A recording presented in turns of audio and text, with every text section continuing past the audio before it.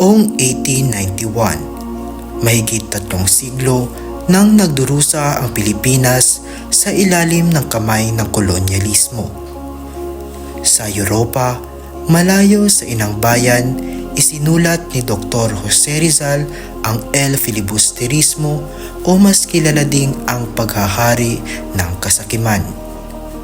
Ito ang sumunod sa kanyang Noli Me Tangere, ngunit dito nag-iba na ang tono at layunin ni Rizal. Sa mga panahon ng pang-aapi at kawalang katarungan, isang tao ang nagtataguyod ng pag-asa at pagbabago. Ito ang kwento ni Jose Rizal at ang kanyang tanyag na nobela, El Filibusterismo.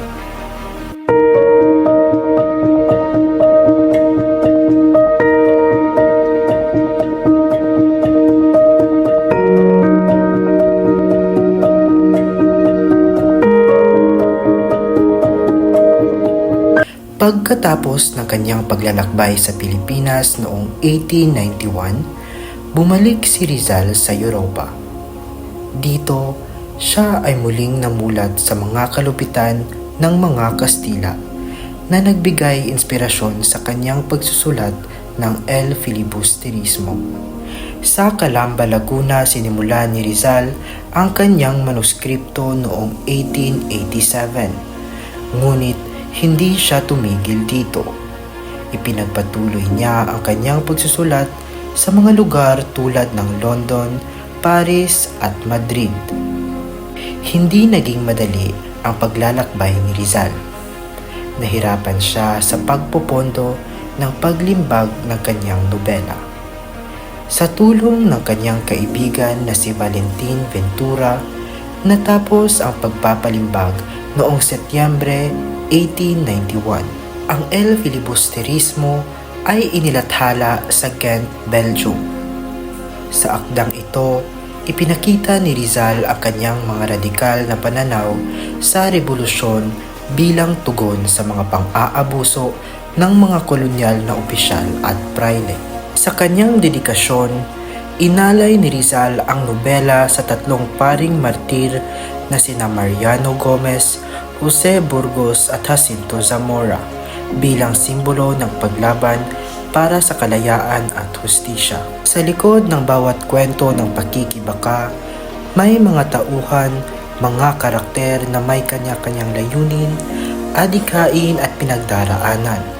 Ang bawat isa ay sumasalamin sa iba't ibang aspeto ng lipunang kolonyal na hinaharap ng Pilipinas. Una, si Simon. Isang mayamang alahero, ngunit sa likod ng kayamanang ito ay si Crisostomo Ibarra, ang dating idealista na ngayon nagbalik para sa paghihigante. Siya ay simbolo ng galit at paghahangad na magising ang bayan sa mapanlinlang na kaayusan. Si Basilio, isang mag-aaral ng medisina, ulilang anak at biktima ng mga kawalang katarungan ng kolonyal na pamahalaan. Mula sa kanyang pagiging inosente, nakita niya ang tunay na kalupitan ng sistema, isang katotohanang naghubog sa kanya. Isagani, ang makata at idealista. Bagaman puno ng pag-asa at pangarap para sa pagbabago, siya ay isang kabataan na nasa gitna ng kasalukuyang sistema, nahahati sa kanyang mga pangarap at sa realidad ng lipunang kanyang ginagalawan. Cabezang Tales, ang magsasakang naghimagsik, simbolo ng lumalabang masa laban sa pang-api ng mga praile at sa sistemang tumatapak sa kanilang dignidad. Huli, anak ni Cabezang Tales at kasintahan ni Basilio. Siya ay simbolo ng mga kababaihang handang magsakripisyo para sa kanilang pamilya, kahit pa sa kanilang mga sariling kagustuhan at kaligayahan. Si Padre Florentino, isang pare na hindi sumasang-ayon sa katiwalian ng simbahan at may malasakit sa mga Pilipino. Sa kanya ay makikita ang pag-asa na kahit sa gitna ng kadiliman, may iilang pipiliin ang kabutihan. At narito ang iba pang tauhan na nagpapakita ng iba't ibang mukha ng kolonyalismo.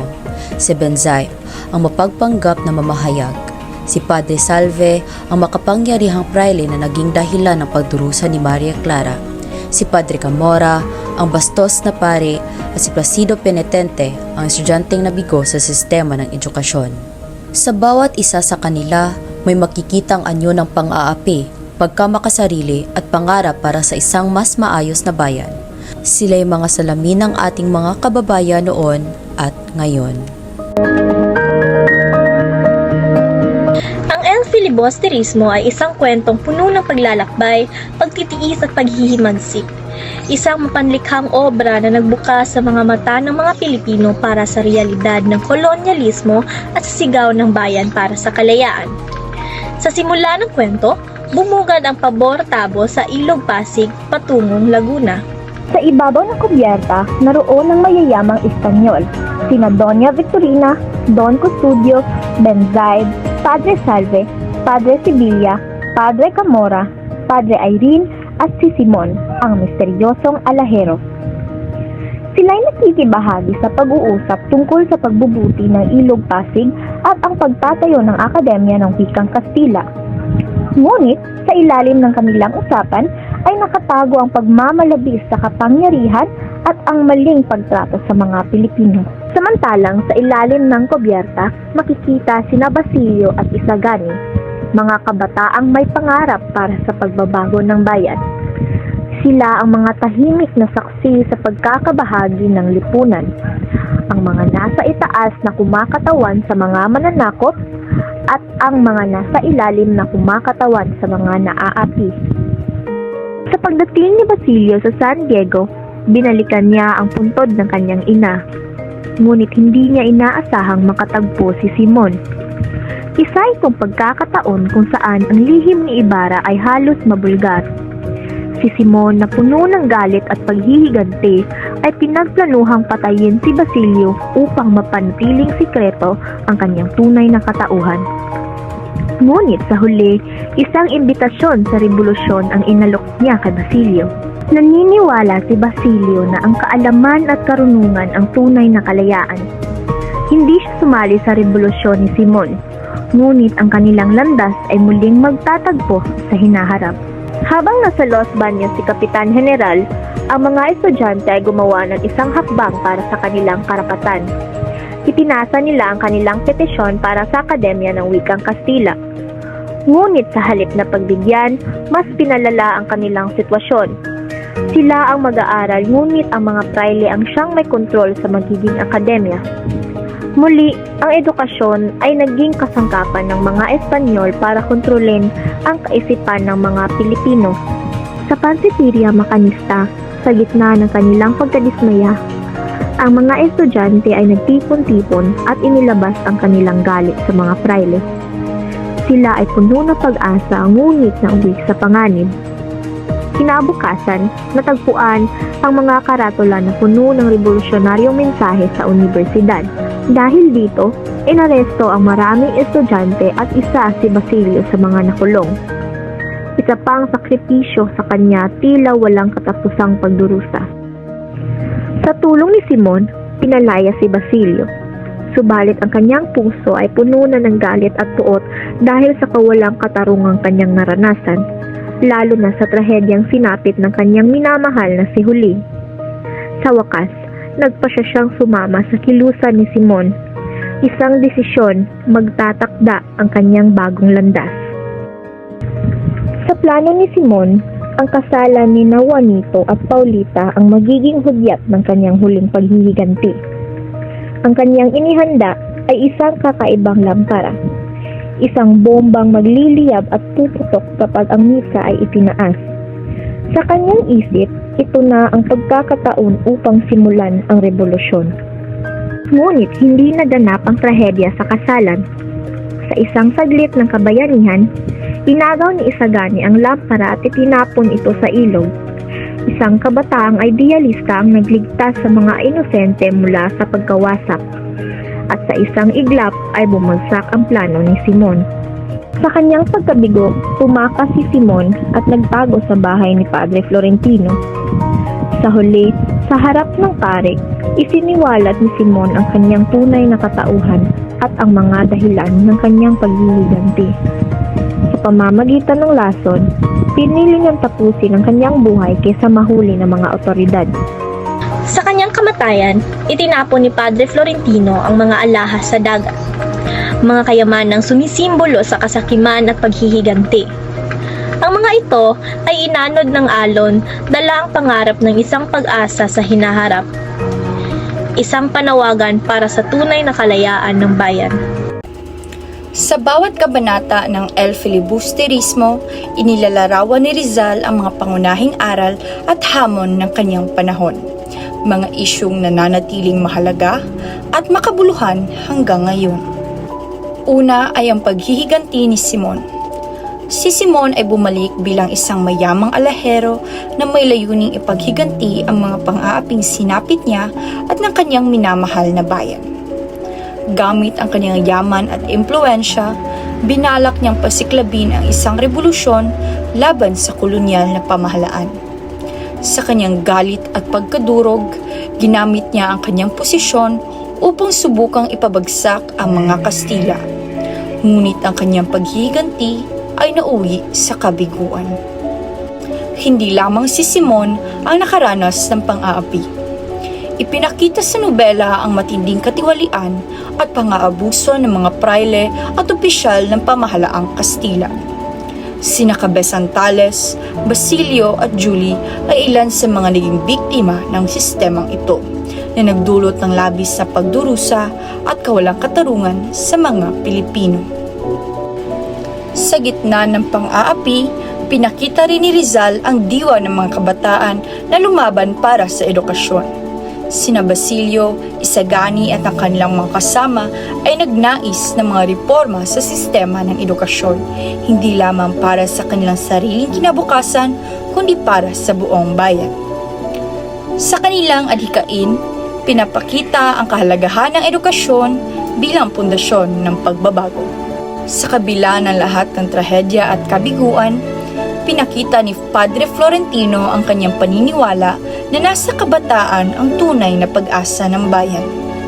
Sa kanyang mga salitang puno ng pag-asa, inihayag niya na ang kabataan ang siyang magpapatuloy ng laban sa hinaharap. Para kay Rizal, ang kabataan ang magiging tulay patungo sa mas maliwanag na kinabukasan. At sa wakas, isinalaysay ni Rizal ang kapangyarihan ng sakripisyo bilang daan tungo sa tunay na pagbabago. Sina Julie, Basilio, Isagani at iba pang mga karakter ay handang magsakripisyo para sa kanilang bayan. Sa bawat sakripisyo, ipinakita ni Rizal na ang pagbabago ay nakaugat sa pagtitiis, pagkakaisa at ang pagkilala sa kahalagahan ng bawat individual sa pagbuo ng mas makatarungan at malayang lipunan. Sa pagtatapos ng kanyang nobela, nag-iwan si Rizal ng mga mahahalagang aral hindi lamang para sa kanyang panahon, kundi para sa bawat henerasyon ng mga Pilipino. Ang El Filibusterismo ay isang paalala, isang sigaw para sa hustisya, para sa edukasyon at para sa pagkakaisa. Ang mga pahayag sa El Filibusterismo ay hindi lamang mga linya ng mga tauhan, kundi mga dagok sa kaisipan at damdamin ng bawat Pilipino. Sa bawat sipi, ibinubunyag ni Rizal ang kanyang matalim na pag-unawa sa kalupitan ng kolonyalismo at ang pangangailangan para sa tunay na pagbabago. Walang mga alipin kung walang paalipin. Sa kasabihang ito, ipinapakita ni Cabezang Tales ang kanyang pagkakaunawa sa papel na pagtitiis sa pagpapanatili ng pang-aapi. Sa konteksto ng nobela, isa siyang magsasaka na nabiktima ng kasakiman ng mga praile. Sinasalamin nito ang kaisipang laban sa pagsang-ayon sa pang-abuso na nagpapahawatig na ang kapangyarihan ng mga manlulupit ay nagmumula sa pagkukusa ng mga inaapi. Ang tahimik na pagtitiis ay katumbas ng pagsang-ayon sa kasamaan. Para kay Isagani, ang pananahimik sa harap ng kasamaan ay anyo ng pagkonsente. Ang mga salitang ito ay nagpapakita ng kanyang pagkadismaya sa mga kabataang walang pakialam sa kalagayan ng bayan. Sinisimbolo nito ang idealismo ng kabataan at ang hamon na nakaharap sa kanila, ang tanong ng pagkikilahok o pagpapabaya. Ang katarungan na walang habag ay isang tiraniya. Ang linyang ito ni Padre Florentino ay nagbabadya ng isang mahalagang aral na ang katarungan, kapag walang kasamang malasakit, ay nagiging isang anyo ng mapang-abusong kapangyarihan. Sa kanyang pananaw bilang isang mabuting pari, kinikilala niya ang panganib ng isang lipunang nagpapairal ng katarungan na walang konsiderasyon sa dignidad ng tao. Isa itong panawagan para sa pagkaroon ng balanse sa pagitan ng batas at puso. Ano ang silbi ng kalayaan kung ang mga alipin ngayon ay magiging mga tirano bukas? Bilang si Simon, ipinapahayag niya ang kanyang takot na ang revolusyon, kapag walang tunay na layunin, ay maaaring maging daan lamang sa panibagong uri ng pang-aapi.